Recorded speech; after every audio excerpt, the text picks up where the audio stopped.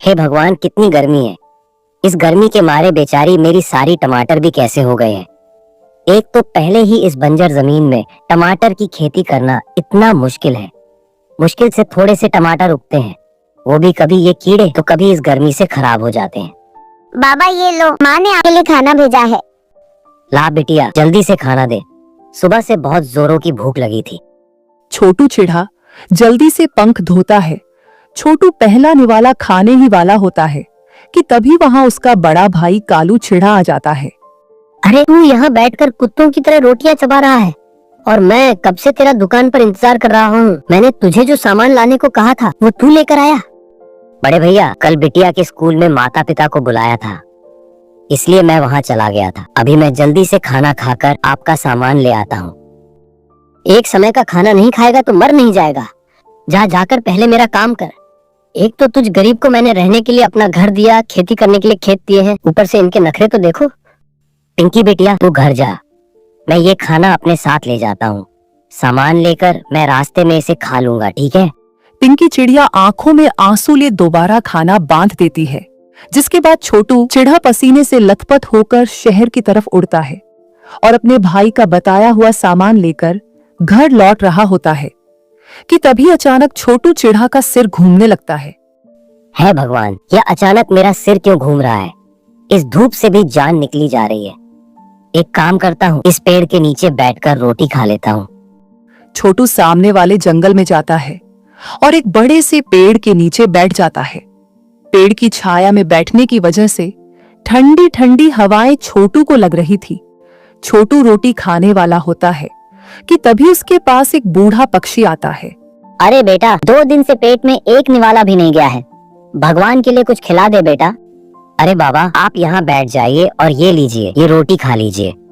छोटू चिढ़ा को बहुत जोरों की भूख लगी थी, लेकिन उस बूढ़े पक्षी की हालत देख छोटू चिढ़ा अपने हिस्से की रोटी उस बूढ़े पक्षी को दे देता है। उसके बाद वो बूढ़ा पक्षी जल्दी जल्दी उस रोटी को खा लेता है।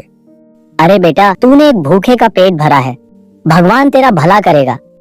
छोटू चिढ़ा अपने बड़े भाई कालू चिढ़ा की दुकान पर पहुंचता है और उसे सारा सामान देकर वो अपने घर आ जाता है। ये कैसे टमाटर है? इतने छोटे छोटे टमाटर लेकर मैं क्या करूंगी? हमें टमाटर नहीं चाहिए, हम कहीं और से टमाटर ले लेंगे। इतना कहकर वो दोनों कस्टमर वहां से चले जाते हैं। छोटू चिढ़ा के आधे से ज्यादा टमाटर कीड़ों की वजह से खराब हो जाते थे। बचे कुचे टमाटर को जब छोटू चिढ़ा बाजार में बेचता था तो उससे कोई भी टमाटर नहीं खरीदता, जिससे छोटू चिढ़ा का बहुत नुकसान होता है। ये क्या जी, आज भी किसी ने टमाटर नहीं खरीदे? नहीं पीहू, अगर ऐसे ही चलता रहा तो कैसे चलेगा। और पिंकी भी बड़ी हो रही है और उसकी शादी का समय भी करीब आ रहा है। 5 बेटियों की जिम्मेदारी को कैसे संभालूं? पिताजी, आप ऐसे उदास मत होइए। हाँ पिताजी, आप हमें उदास बिल्कुल भी अच्छे नहीं लगते। एक दिन देखना, सब कुछ ठीक होगा। अपनी बेटियों की बात सुन छोटू चिढ़ा को थोड़ा सुकून मिलता है और ऐसे ही दिन गुजरने लगते हैं। एक दिन जब छोटू चिढ़ा अपने टमाटर खेत से निकाल रहा होता है। अरे इस बार भी टमाटर में कीड़े लग गए। मेरे पास इतने पैसे भी नहीं है कि मैं इन कीड़ों को मारने के लिए कीटनाशक दवाई लेकर आऊं। क्या करूं? एक काम करता हूं, बड़े भैया से थोड़े पैसे मांग लेता हूं। छोटू चिढ़ा कालू चिढ़ा की दुकान पर जाता है और उसे सारी बात बताता है। अरे मैंने क्या कोई पैसों का पेड़ उगा रखा है जो मैं तुझे ऐसे फालतू चीजों के लिए पैसे दूंगा? निकल यहाँ से। अपने भाई की बात सुन छोटू चिढ़ा उदास होकर अपने खेत में जाकर बैठ जाता है। तभी उसकी बेटी उसे खाना देकर चली जाती है, जिसे लेकर छोटू चिढ़ा जंगल में जाता है और उस पेड़ के नीचे बैठकर खाने लगता है। तभी वहां फिर से वो बूढ़ा पक्षी आ जाता है। अरे क्या मुझे खाने के लिए एक रोटी मिलेगी? अरे बाबा, आप हैं कौन? मैंने आपको पहले कभी नहीं देखा। बेटा, मेरा नाम धर्मेश चिढ़ा है और मेरा कोई नहीं है, इसलिए इधर से उधर भटकता रहता हूँ और पक्षियों से खाना मांगकर अपनी भूख मिटाता हूँ। उस बूढ़े पक्षी की बात सुन छोटू चिढ़ा आज फिर अपने हिस्से की रोटी उस बूढ़े पक्षी को दे देता है। अब जब भी अक्सर छोटू चिढ़ा जंगल में रोटी खाने के लिए आया करता था तो हमेशा उसे वो बूढ़ा पक्षी दिखाई देता था, जिसके चलते छोटू चिढ़ा हमेशा अपने हिस्से की रोटी उस बूढ़े पक्षी को दे दिया करता था। ऐसे ही समय गुजरता है और एक दिन चलो चलो अब जल्दी से मेरा घर खाली कर दो, अब तुम लोग यहाँ पर और नहीं रह सकते। भैया ये आप क्या कह रहे हैं? मैंने यहाँ पर अपनी नई दुकान खोलने का सोचा है, इसलिए अब तुम यहाँ पर नहीं रह सकते। भैया मेरी 5 बेटियां हैं, उन्हें लेकर मैं कहाँ जाऊंगा? अरे पत्थर की लकीर मिट सकती है लेकिन मेरा फैसला नहीं मिट सकता। अगर रहना है तो यहाँ इस खेत में रहो, वरना कहीं पर भी जाकर मरो। छोटू चिढ़ा की 5 बेटियां और उसकी पत्नी पीहू चिड़िया कालू चिढ़ा के सामने बहुत रोती है, लेकिन कालू चिढ़ा उनकी एक नहीं सुनता। जिसके बाद सभी अपना सामान उठाकर उस खेत में जाकर बैठ जाते हैं। बाबा क्या हम यही रहेंगे अब? नहीं मेरी बच्ची, मैं तुमको यहाँ नहीं रखूंगा। तुम बस मेरा इंतजार करना, मैं कहीं से हम सबके रहने का इंतजाम करके आता हूँ। इतना कहकर छोटू चिढ़ा वहां से उड़ जाता है। छोटू चिढ़ा को कुछ भी समझ नहीं आ रहा होता कि वो क्या करे, इसलिए छोटू चिढ़ा जंगल जाता है, जहां वो देखता है कि वो बूढ़ा पक्षी जमीन में खुदाई कर रहा है। अरे आप आज फिर यहाँ, और आप खुदाई किस लिए कर रहे हैं? अरे मुझे रोज अपने हिस्से की रोटी खिलाते हो, लेकिन मेरे पास तुम्हें देने के लिए कुछ भी नहीं है। मुझे यह टमाटर का बीज मिला तो सोचा तुम्हारे लिए यहाँ पर इसे लगा दूं, लेकिन तुम इस समय यहाँ क्या कर रहे हो? उस बूढ़े पक्षी के पूछने पर छोटू चिढ़ा उसे सारी बात बताता है।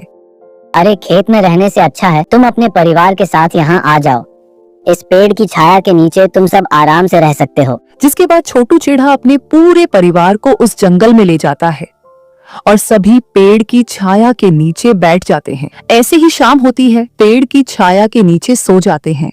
ऐसे ही रात गुजर जाती है और सुबह होते ही छोटू चिढ़ा की जैसे ही आंखें खुलती है तो वह देखता है कि अरे ये क्या, कल ही तो उन बाबा ने यहाँ पर बीज बोया था और अचानक इसमें टमाटर भी उग गया।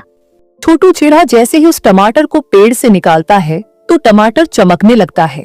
अरे ये कैसा टमाटर है जो चमक रहा है?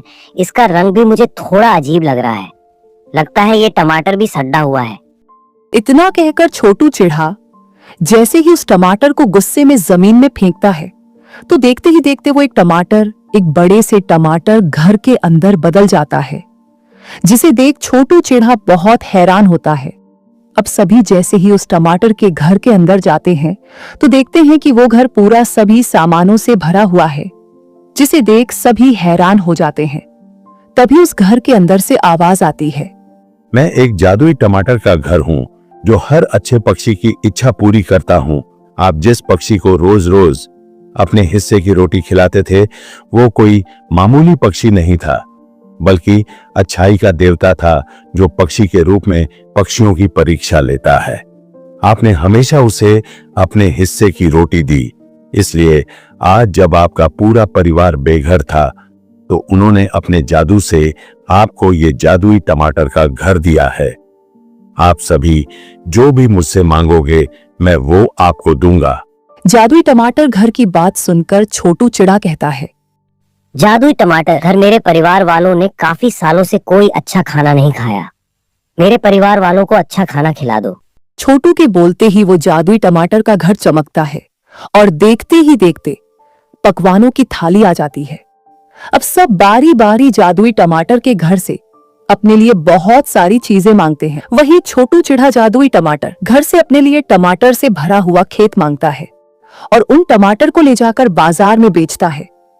ऐसे बड़े बड़े और लाल टमाटर तो मैंने आज तक नहीं देखे। इतने अच्छे टमाटर तो पूरे बाजार में किसी के भी पास नहीं है। आप मुझे 1 किलो टमाटर दे दीजिए।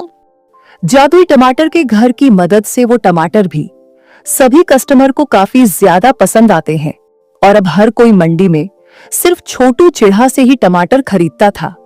वही छोटू चिढ़ा के परिवार वाले जादुई टमाटर के घर की मदद से अपने लिए एक बड़ा सा बंगला ले लेते हैं और पूरे परिवार की जिंदगी से अब गरीबी हमेशा हमेशा के लिए चली जाती है। लेकिन छोटू चिढ़ा इतना सब कुछ पाने के बाद जरा भी अपना ईमान नहीं बदला था और आज भी जादुई टमाटर के घर की मदद से हर किसी पक्षी की मदद करता है।